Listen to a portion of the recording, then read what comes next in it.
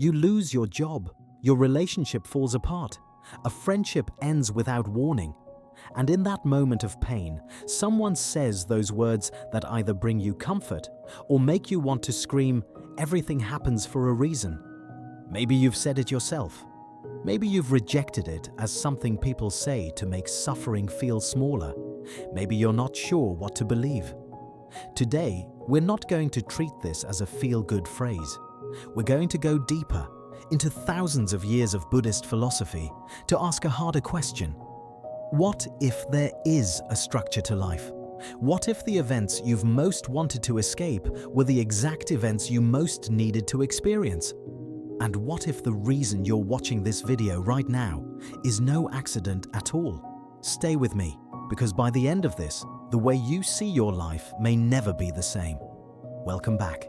If this is your first time here, this channel is about one thing: using ancient wisdom to understand modern life. And today's topic is one I've received more questions about than almost anything else, because we live in a culture that worships control. We have apps to track our sleep, our calories, our productivity. We have algorithms designed to predict our every preference, and yet, life keeps surprising us. Loss arrives, change happens, people leave, and no algorithm prepares you for that. So where do we turn? Ancient Buddhist philosophy, over 2,500 years old, offers a framework not to control life, but to flow with it. Not to avoid pain, but to understand it.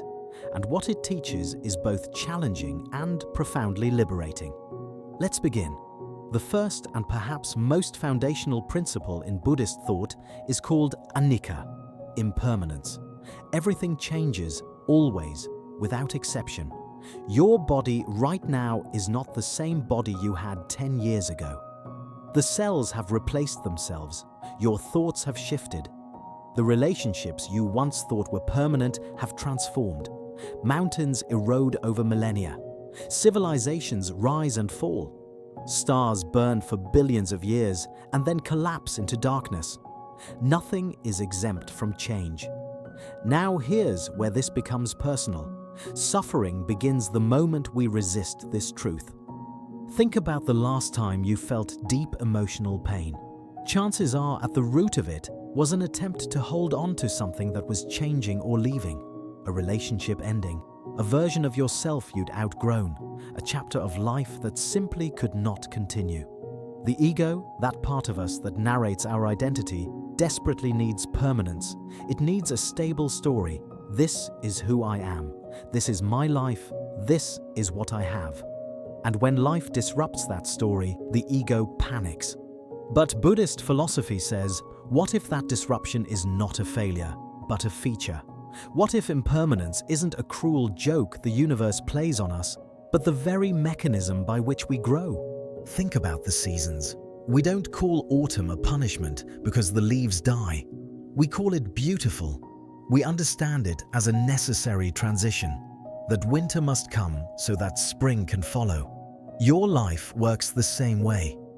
Every ending you've ever experienced was also a beginning you couldn't yet see.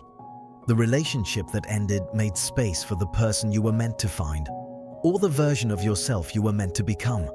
The job you lost forced you down a path that led somewhere more aligned with who you truly are.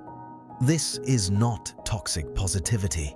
This is a deep truth that only becomes visible when we stop fighting change and start observing it with curiosity.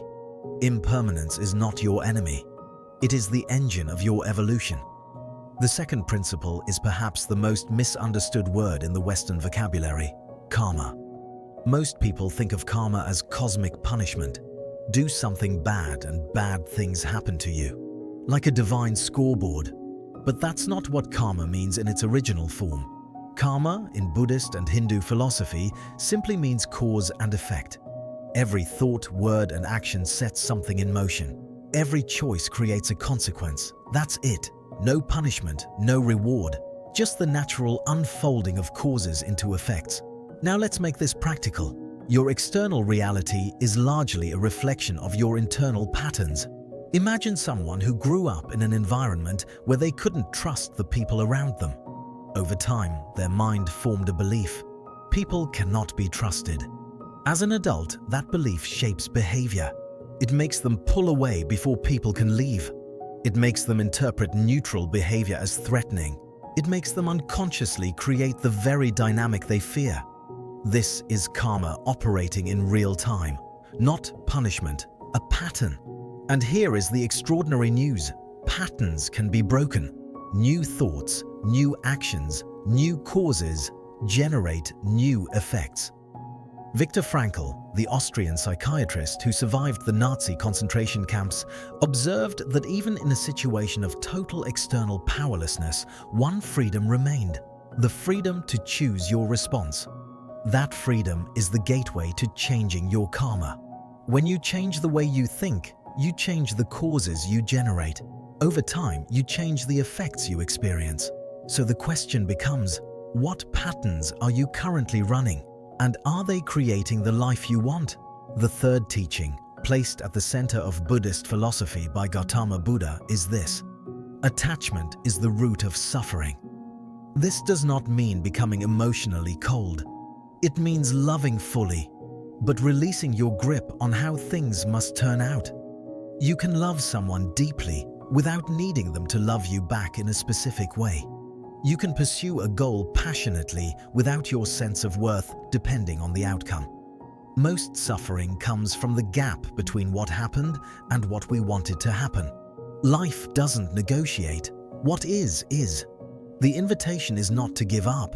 It is to let go of the story where you're the victim of what happened and step into the story where you're the student of it. Acceptance is not weakness. It is seeing reality clearly without resistance. When we fight what already exists, we suffer twice. Once from the event and once from our resistance to it. Mindfulness brings attention back to the present moment. Most people live replaying the past or fearing the future. But in this moment, right now, you are usually okay. When you become present, you begin to notice patterns. You see how one event led to another. You observe how your choices shaped your circumstances. This is the beginning of wisdom. Your hardest experiences may have been your greatest teachers. Psychologists call this post-traumatic growth, the phenomenon where people emerge from hardship with deeper compassion, stronger relationships, and greater clarity about what matters. Nelson Mandela spent 27 years in prison and emerged not with bitterness, but with wisdom that helped transform a nation. The obstacle became the path. Your obstacles carry that same potential. So here is the most important shift. When something goes wrong, most people ask, why is this happening to me? But a different question changes everything. What is this here to teach me? Same event, different orientation. One question leads to helplessness. The other opens possibility. You don't have to pretend you're fine when you're not. Feel what needs to be felt. Grieve what needs to be grieved. But when you're ready, change the question.